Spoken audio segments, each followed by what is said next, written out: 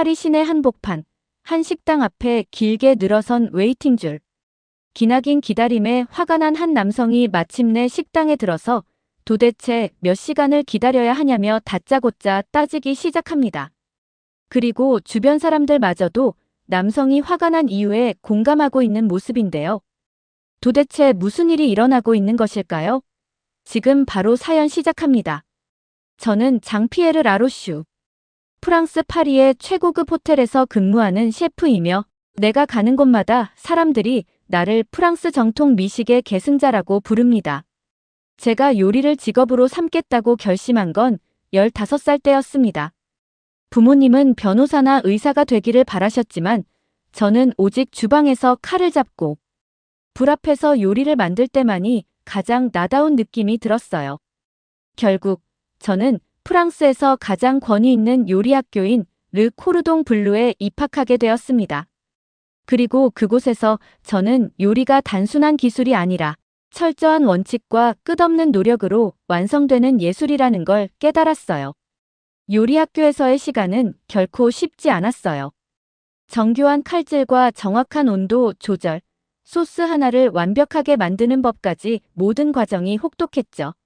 하지만 저는 이 모든 것을 즐겼어요. 하루 16시간을 주방에서 보내면서도 피곤하다는 생각조차 들지 않았습니다. 그저 더 나아지고 싶다는 열정만이 저를 움직이게 했어요. 졸업 후 운 좋게도 프랑스의 유명한 미슐랭 스타 레스토랑에서 견습 생활을 시작할 수 있었어요. 레스토랑에서 주방은 전쟁터였어요. 단 한순간의 실수도 용납되지 않았고 모든 것이 완벽해야 했죠. 하지만 그런 환경에서 살아남으며 저는 더욱 성장할 수 있었습니다. 몇 년 후 저는 프랑스에서도 손꼽히는 최고급 호텔의 수석 셰프로 발탁되었습니다. 내 요리를 맛보기 위해 전 세계에서 미식가들이 찾아왔고 VIP 고객들은 내 요리를 위해 예약을 걸었어요. 내 요리는 단순한 끼니가 아니라 미식의 감동을 선사하는 예술 작품이라고 생각했어요. 저는 매일 주방에서 최고의 플레이팅과 최상의 맛을 연구하며 내 요리가 그날의 가장 완벽한 한 끼가 될 수 있도록 최선을 다했어요. 하지만 최근 몇 년 동안 고민이 깊어졌습니다.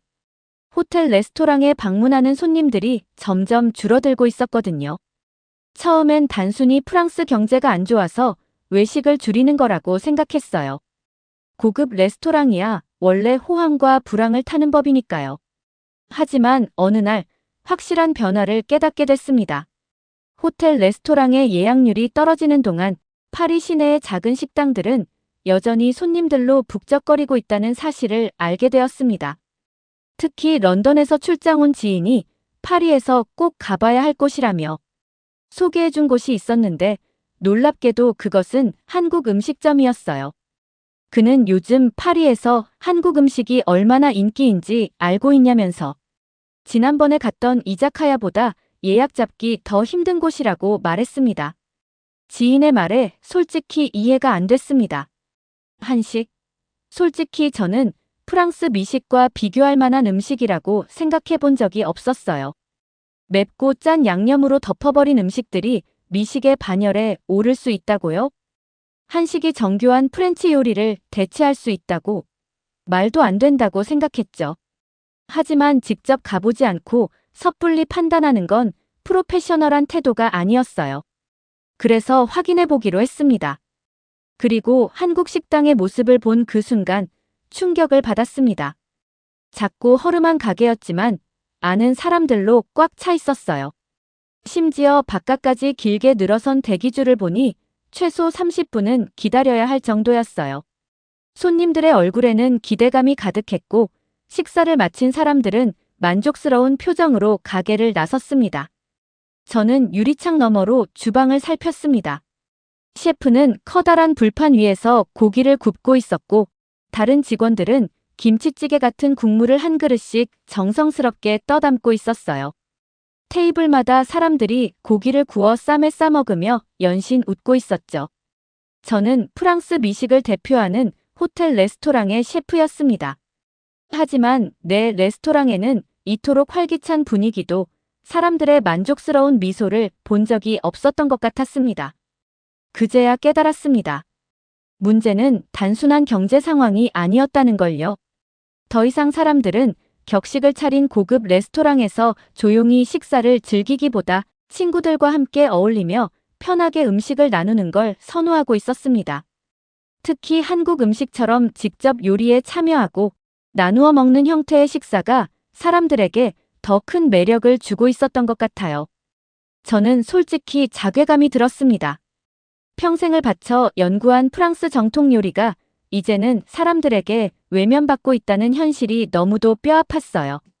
저는 최고급 요리를 제공하는 레스토랑의 셰프였고 미식을 연구하며 살아온 사람이었는데 작은 한국 식당이 내 레스토랑보다 더 많은 사람들의 발길을 끌고 있다니. 프렌치 요리가 한식보다 못하다는 말인가? 이 질문이 머릿속을 떠나지 않았습니다. 그동안 저는 한식을 깊이 있게 연구해 본 적도 없었어요. 그저 매운 양념과 간장에 절여진 음식들, 그리고 잡다한 반찬이 한 상 가득 나오는 것이 전부라고 생각했어요. 그런데 그 잡다한 음식들이 지금 파리에서 가장 핫한 트렌드라니. 저는 다시 한번 파리 시내를 돌아봤어요. 전통적인 프랑스 레스토랑보다 한국식 바비큐를 내세운 가게들이 훨씬 더 붐비고 있었죠. 심지어 한 식당에서는 웨이팅을 감수하면서도 기다리는 손님들이 넘쳐났어요. 그제야 인정할 수밖에 없었습니다. 저는 호텔 레스토랑으로 돌아오자마자 신메뉴 개발에 착수하기로 결심했어요. 변화하는 미식 트렌드를 외면하고 고집을 부릴 순 없었습니다. 저는 프랑스 요리의 정수를 지키면서도 사람들이 보다 친숙하게 즐길 수 있는 새로운 메뉴를 개발해야 했죠. 호텔 레스토랑을 다시 북적이게 만들기 위해, 그리고 프랑스 미식의 자부심을 지키기 위해 저는 변화하기로 했습니다. 하지만 새로운 메뉴를 개발하는 것은 생각처럼 쉽지 않았습니다. 매일 주방에 틀어박혀 여러 가지 실험을 해봤어요. 프렌치 요리의 기법을 유지하면서도 사람들이 보다 친숙하게 즐길 수 있는 한식을 접목한 메뉴를 고민했죠. 스테이크에 한식 스타일의 소스를 더해보기도 하고 불고기와 퓨전한 프렌치 요리를 시도해봤어요. 하지만 결과는 신통치 않았습니다. 시식용으로 만든 요리를 직원들에게 내놓았지만 반응은 처참했습니다. 솔직히 자존심이 상했습니다. 저는 수십 년간 요리를 연구하고 세계적인 호텔 레스토랑에서 인정받은 셰프였어요. 하지만 이번에는 제대로 된 메뉴 하나를 만들어내지 못하고 있었으니까요. 내가 만든 요리는 분명히 맛있었어요. 하지만 사람들이 한국 식당에서 느끼는 그 맛과는 확연히 달랐습니다. 단순히 재료를 조합하는 것만으로는 완성할 수 없는 무언가 본질적인 차이가 있었던 거죠. 이걸 알아내려면 직접 한국에 가봐야 하나? 그 생각이 머릿속을 스치자마자 솔직히 기분이 썩 좋지만은 않았습니다. 아니, 내가 누구인데? 프랑스 최고 요리 학교를 졸업하고 미슐랭 스타 셰프들과 어깨를 나란히 하며 프렌치 퀴진의 정수를 익힌 내가 그깟 한국 음식을 배우러 직접 가야 한다고. 한식은 그저 단순하고 강한 양념으로 맛을 낸 요리 아니었나? 처음엔 억울했습니다. 한국 음식이 유행하는 건 인정하지만 그렇다고 해서 내 요리 철학까지 바꿔야 하는 걸까? 그깟 매운 소스 몇 개 배운다고 해결될 문제일까? 저는 한동안 고민했습니다. 하지만 현실을 부정한다고 해결될 문제가 아니라는 것도 알게 되었죠. 호텔 레스토랑에 손님이 줄어드는 건 사실이었고 파리에서 한국 음식이 이렇게까지 주목받고 있는 것도 부정할 수 없는 현실이었으니까요. 그래서 결심했습니다. 자존심을 내려놓자라고요. 그리고 무엇보다도 저는 알고 싶었습니다. 대체 왜 한국 음식이 이렇게까지 사람들을 사로잡고 있는 거지? 그 해답을 찾기 위해 저는 결국 한국으로 떠나기로 했습니다. 비행기가 인천공항에 착륙한 후 저는 기내 방송이 끝나자마자 천천히 몸을 일으켰습니다. 솔직히 말하자면 한국에 오는 것이 아직도 마음 한편으로는 내키지 않았어요. 하지만 이미 결정을 내린 이상 최대한 객관적으로 이곳을 바라보려 했습니다. 공항 입국 심사대로 향하는 동안 주변을 둘러보니 예상보다 훨씬 깔끔하고 정돈된 느낌이 들었어요. 공항 하나는 잘 만들어놨군. 저는 속으로 그렇게 생각하며 수함을 찾는 곳으로 걸어갔습니다. 프랑스에서라면 짐이 나오기까지 최소 30분은 걸릴 텐데 여기는 생각보다 훨씬 빨랐어요. 10분도 채 지나지 않아 내 캐리어가 컨베이어 벨트 위로 모습을 드러냈습니다. 운이 좋았나 싶었지만 주변 사람들 역시 빠르게 짐을 찾아 떠저는 걸 보니 단순한 행운은 아닌 것 같았어요. 입국 심사 역시 놀라웠어요. 예전에 일본을 방문했을 때는 입국하는 데만 거의 2시간이 걸렸는데 한국에서는 30분도 채 걸리지 않았습니다. 절차가 간결하고 체계적이었고 심사관들은 불필요한 질문 없이 효율적으로 사람들을 통과시켰어요. 하지만 공항에서 진짜 나를 놀라게 한 건 따로 있었어요. 내 짐이 무거워 끌고 가는 게 불편하던 차에 주변을 살펴보니 짐을 자동으로 옮겨주는 로봇이 있었습니다.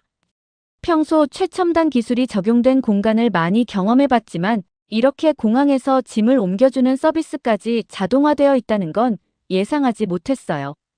공항에서부터 이렇게 미래지향적인 분위기라니. 살짝 당황스러웠지만 한편으로는 앞으로의 한국 체류가 조금 기대되기 시작했어요. 숙소는 삼성동 근처로 정했습니다. 공항 철도를 이용해 이동하기로 했는데 길을 찾는 것은 어렵지 않았어요. 안내 표지판이 곳곳에 배치되어 있어 굳이 직원에게 길을 묻지 않아도 쉽게 찾을 수 있었죠. 하지만 솔직히 저는 처음엔 이 시스템이 너무 친절하다는 생각이 들었습니다. 프랑스에서는 표지판 하나 찾으려면 반쯤 미로를 탐험해야 하는데 한국에선 너무 쉽게 찾을 수 있었죠. 한국 지하철 플랫폼에 도착했을 때 가장 눈에 띈 것은 스크린도어였어요. 지하철이 정차한 후 문이 열리는 방식이었는데 단순한 안전장치 이상으로 보였습니다. 공항에서 본 짐 운반 로봇이 센서를 통해 장애물을 피하는 것처럼 한국의 교통 시스템도 전반적으로 자동화와 안전을 최우선으로 두는 것 같았어요. 지하철 내부는 깔끔하고 정돈되어 있었어요. 그런데 한 외국인이 내게 말을 걸었습니다. 미국에서 왔다는 그는 한국 지하철 시스템이 얼마나 효율적인지 열심히 설명해줬어요. 잠시 후 안내방송이 나올 거예요. 잘 들어보세요. 그가 말한 대로 다음 정차역이 어디인지 방송이 나오고 전광판에도 표시되었어요. 심지어 어느 쪽 문이 열리는지도 안내되고 있었습니다. 저는 순간 이 정도까지 해야 하나 하는 생각이 들었지만 분명 편리하긴 했어요. 그 여행객은 한국을 너무 좋아해서 1년에 한 번씩은 방문한다고 했어요. 그러면서 내게 추천하고 싶은 음식이 있다며 흥분된 표정으로 말했습니다. 보통 한국 하면 불고기나 김치를 떠올리는데 감자탕을 꼭 먹어보세요. 감자탕? 저는 익숙하지 않은 단어에 살짝 당황했어요. 감자 요리라면 프랑스에서도 익숙한 편이지만 탕이라는 말이 붙은 건 처음 들어보는 개념이었습니다. 그가 설명하려 했지만 저는 별 관심 없이 흘려들었습니다. 한국에 온 이유는 미식을 즐기기 위해서가 아니었으니까요. 숙소에 도착해 짐을 풀고 곧장 강남역으로 향했습니다. 치안이 좋다는 이야기를 들었기에 늦은 밤거리를 다녀도 걱정이 없었고 실제로도 길거리가 조용하고 안전한 느낌이었어요.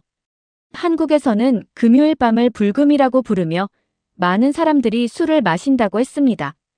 택시를 타려고 했지만 도로에 빈 택시가 거의 없었어요. 호텔과의 거리가 멀지 않아서 버스를 타기로 결정했습니다. 버스 정류장에 도착하니 제가 타려는 버스가 5분 후 도착한다고 전광판에 표시되어 있었어요. 기다리는 시간이 너무 길군. 저는 한숨을 쉬며 정류장 벤치에 앉았는데 순간 깜짝 놀랐어요. 뭐지? 왜 따뜻해? 차가운 밤 공기에 몸이 얼어붙어 있었는데 의자에 앉는 순간 따뜻한 온기가 느껴졌어요. 버스 정류장 의자에서 온기가 난다고. 저는 주변을 두리번거리며 이 신기한 현상을 탐색했습니다. 곁에 있던 대학생이 웃으며 설명해줬어요. 온돌 의자예요. 겨울철 버스를 기다리는 사람들이 추위에 떨지 않도록 설치된 거예요. 저는 순간 말문이 막혔어요. 전기 패널이 설치된 이 의자는 단순한 편의 시설이 아니라 한국 사람들이 얼마나 작은 부분까지 배려하는지를 보여주는 것 같았어요. 이곳에 오기 전까지만 해도 저는 한국이 음식 외에 특별히 배울 것이 있을까 싶었어요. 하지만 짧은 시간 동안 경험한 것만으로도 이곳이 단순한 한식의 유행을 넘어 전반적으로 생활의 질을 중요하게 생각하는 사회라는 걸 알게 되었어요. 한국에 도착한 첫날 저녁, 오랜 친구를 만나기로 했습니다. 그는 요리학교에서 함께 공부했던 정우였어요. 정우는 학창 시절부터 재능이 뛰어났고 졸업 후 한국에서 자신의 레스토랑을 운영하며 요리 연구에 몰두하고 있었어요. 몇 년 만에 다시 만났지만 여전히 열정적인 모습은 그대로였죠. 이번 출장 동안 정우는 신메뉴 개발에도 도움을 주겠다고 했어요.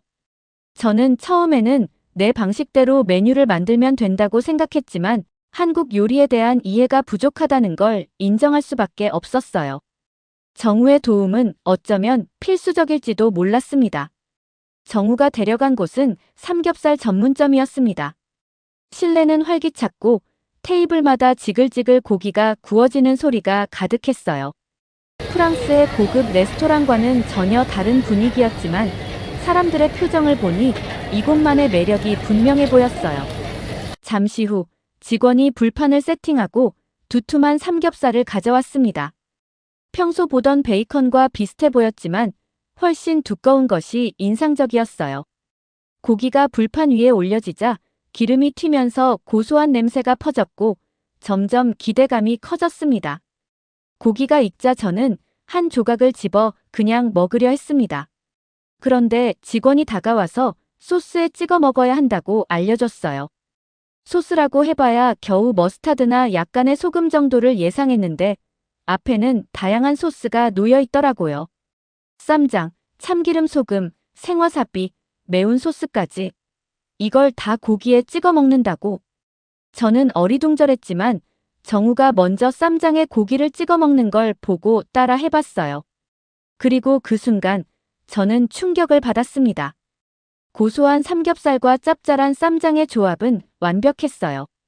쌈장에 찍은 한 조각을 삼키자마자 저는 곧바로 다음 조각을 참기름 소금에 찍어 먹었어요. 담백하면서도 고기의 풍미를 극대화하는 맛이었어요. 처음에는 단순한 양념 정도로 생각했지만 직접 찍어 먹어보니 각각의 조합이 완전히 다른 맛을 만들어냈어요. 그렇게 저는 삼겹살을 계속 집어 먹었어요. 그런데 정우는 여기서 멈추지 않고 나에게 쌈을 싸먹어보라고 했어요. 정우는 상추에 삼겹살과 마늘, 쌈장, 그리고 고추를 올려 입에 넣었어요. 저는 반신반의하며 그대로 따라했어요.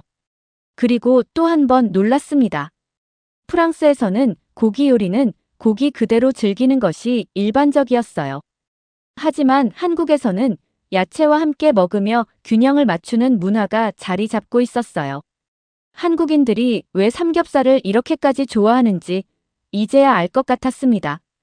그렇게 우리는 삼겹살을 즐기고 있었는데 정우는 삼겹살엔 소주가 최고라며 소주 한 병을 주문하더라고요. 그렇게 처음 소주를 마셔봤는데 처음에는 강한 알코올 향이 느껴졌지만 마시고 나니 예상보다 부드럽더라고요. 위스키나 보드카보다 도수가 낮아 부담 없이 즐길 수 있었습니다. 그렇게 우리는 한 잔, 두 잔 소주를 기울였습니다. 주변 테이블의 대학생들이 우리를 보고 반갑게 인사를 건넸어요. 한국에 온 걸 환영해요. 같이 한잔 하시죠.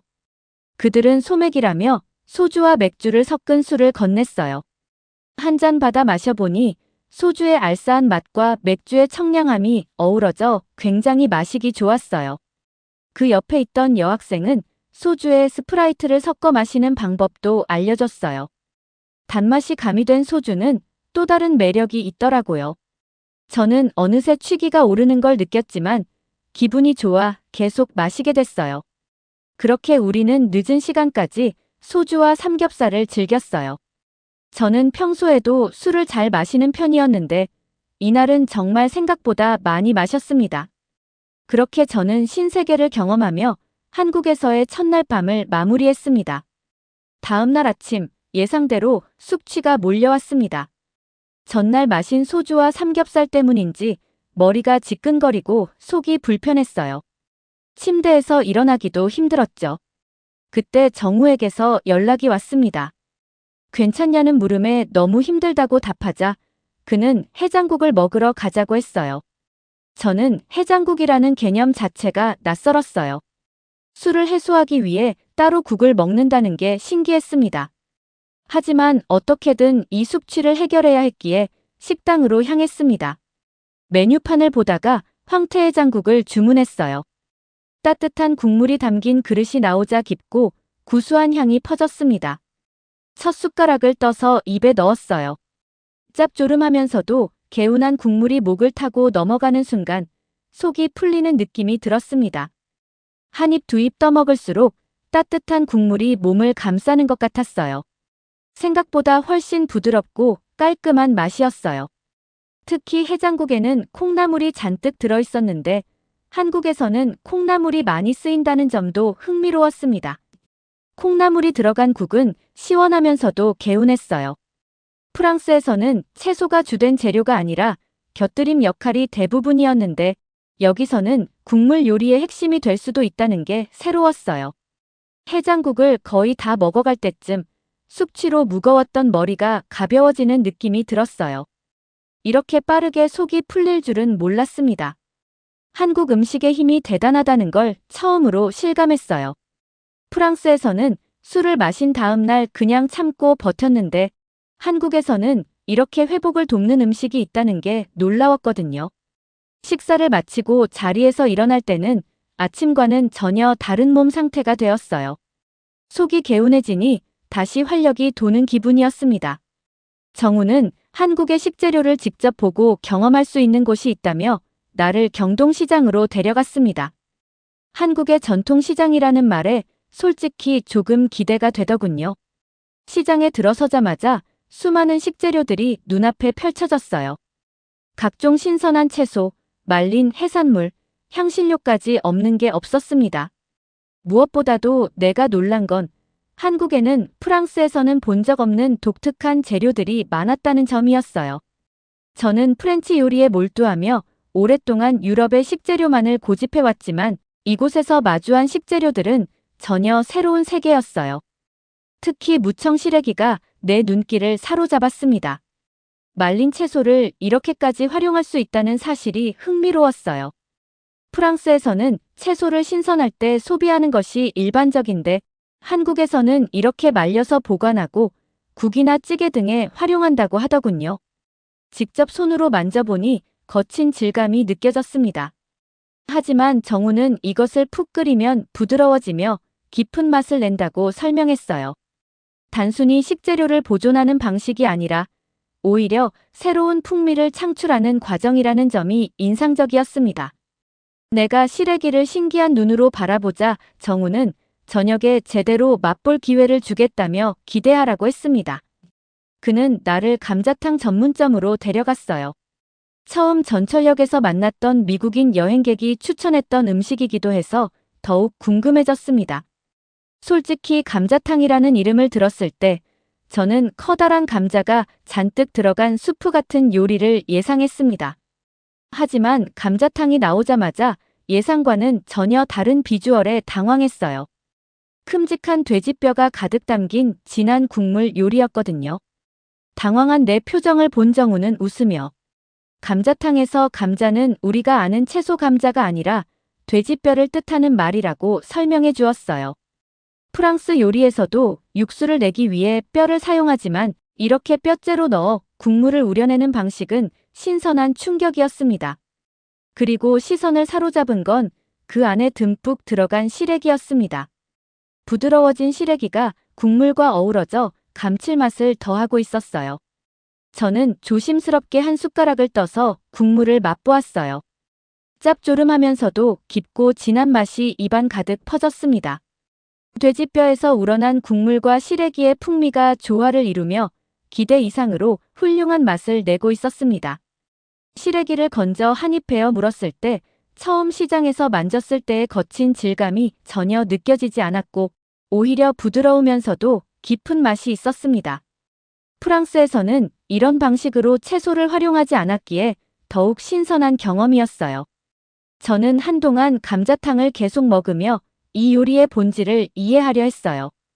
단순한 돼지뼈 요리가 아니라 발효와 건조 과정을 거친 시래기라는 재료가 만들어내는 깊은 맛이 핵심이라는 걸 깨달았어요. 감자탕을 다 먹고 난 후 저는 다시 한번 한국의 요리에 대해 생각하게 되었습니다. 새로운 식재료를 배운다는 것은 단순한 요리 연구 이상의 의미가 있었어요. 한국의 음식 문화는 익숙한 것에서 벗어나 새로운 가능성을 탐구하는 과정 그 자체라는 생각이 들었어요. 한국으로 떠날 때만 해도 저는 단순히 새로운 메뉴 개발을 위해 출장 온 것이라고 생각했어요. 하지만 이곳에서의 경험은 그 이상이었습니다. 한국의 식재료들은 나에게 완전히 새로운 시각을 열어주었고, 요리는 단순한 기술이 아니라 문화와 철학이 담긴다는 사실을 다시금 깨닫게 되었어요. 프랑스로 돌아가는 길, 저는 처음 한국에 도착했을 때의 나와 지금의 내가 다르다는 걸 실감했습니다.